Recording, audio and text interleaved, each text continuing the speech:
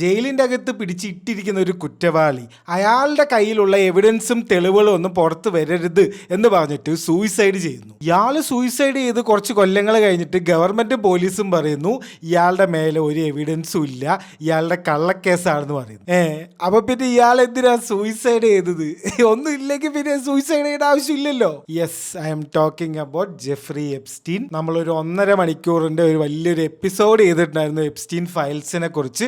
അതിൽ ഞാൻ വ്യക്തമായിട്ട് പറഞ്ഞാണ് ഒരു കോപ്പ് വരാൻ പോകുന്നില്ല, എപ്സ്റ്റീൻ ഫയൽസും വരില്ല, ഫൂട്ടേജും വരില്ല, ഒന്നും വരില്ല. അതുപോലെ തന്നെ സംഭവിച്ചിട്ടുണ്ട്. DOJ ഡിപ്പാർട്ട്മെന്റ് ഓഫ് ജസ്റ്റിസ് അമേരിക്കയുടെ ഒഫീഷ്യൽ സ്റ്റേറ്റ്മെന്റ് ഇറക്കിയിട്ടുണ്ട്. എപ്സ്റ്റീൻ ക്ലൈന്റ് ലിസ്റ്റ് എന്ന് പറഞ്ഞിട്ടൊരു സംഭവമേ ഇല്ല. അതേപോലെ എപ്സ്റ്റീൻ സൂയിസൈഡ് ചെയ്തതുമാണ്.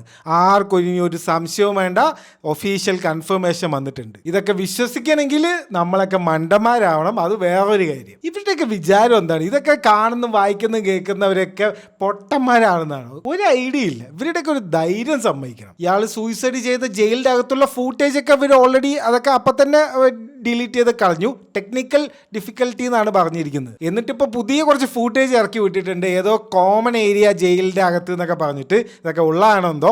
അതിൽ തന്നെ ഫുള്ള് മിസ്റ്റേക്കാണ്. 11:58